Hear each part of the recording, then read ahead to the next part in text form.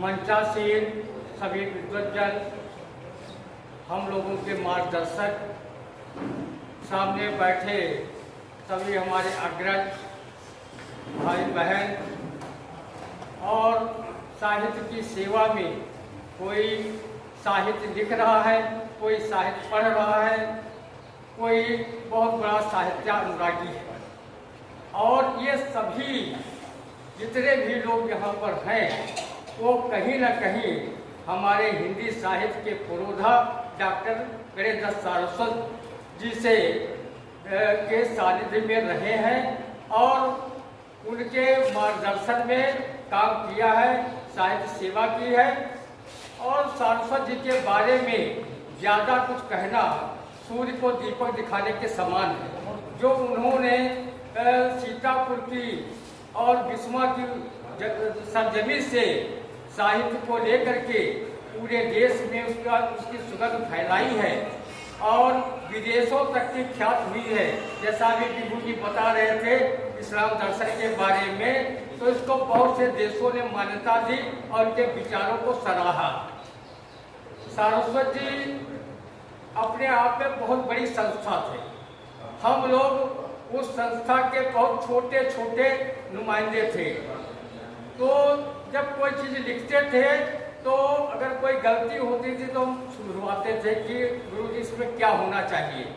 घर पर भी जाते थे और एक बार हमने एक खोज की थी उसकी स्वयं कला की। स्वयं कला पर हमने एक लेख लिखा जो यूनिवार्ता के लिए भेजा। तो गुरुजी ने उस लेख को पढ़ा और कहा तुम दिखा लेते तो और अच्छा होता, इसमें और कोई गलती नहीं है। अगर लिख देते संभवतः इसी गांव से ये कला निकली थी जो अकबर के दरबार में पहुंची। हमने सीतापुर से एक गांव की खोज की थी कि उस गांव से वो कला अकबर के दरबार में कैसे।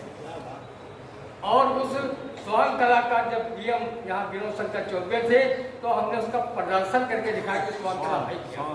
और आदरणीय और हमारे बड़े भाई उदय प्रताप त्रिवेदी जी हम लोगों के मार्गदर्शक हैं। जो है नाट्य क्षेत्र में बहुत बड़ा इनका योगदान है हम लोगों को आगे बढ़ाने में। हमारे दादा अवधेश मिश्र जी बैठे हुए हैं, साहित्य में व्यंग में आगे बढ़ाने का इन्होंने काम किया। दादा मयंक जी आज नहीं है, उनसे भी हमने बहुत कुछ सीखा।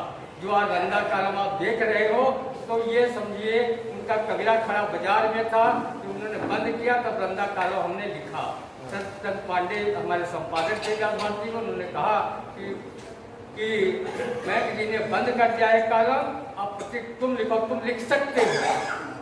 तो उस चैलेंज को हमने स्वीकार किया और हमने लिखा बरसों। और अभी आई इंडिया पर भी देखते होंगे, अब तो देखने वाला है कभी।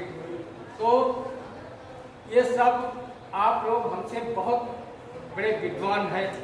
हम जो कुछ सीख रहे हैं आपके श्री चरणों में ही रह करके सीख रहे हैं। और आदमी हमेशा विद्यार्थी रहता है। जो अपने को गुरु मान लेता है कि हम बस हो गया तो फिर आगे नहीं बढ़ पाता है, बस उसको जीवन भर विद्यार्थी। यही बात हमको पूज्य गुरुवर सारस्वत जी ने सिखाई थी। कभी कभी हम कह देते थे कि आप प्रश्नों लेकर गुरुजी क्यों आते हैं, आप हमको आदेश कर देते, हम खुद बांट आते। कहने बेटा अपना काम अपने हाथ करना।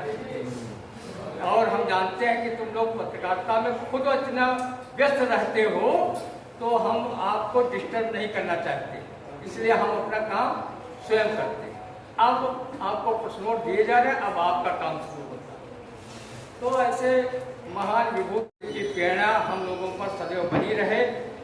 वो हमेशा ध्रुव तारे की तरह अटल और अमर रहेंगे। वो कभी हम लोगों के बीच चले, वो सूक्ष्म रूप से हम लोगों के पास मौजूद हैं, इसलिए वो हमको प्रेरणा प्रदान कर रहे हैं। जब मैंने सोशल मीडिया पर देखा कि आज गुरु जी की जन्म जयंती है, अपने को रोक नहीं पाया, क्योंकि अगर नहीं आ पाता कार्यक्रम में तो अपने को मैं माफ नहीं कर पाता। इन शब्दों के साथ जय हिंद।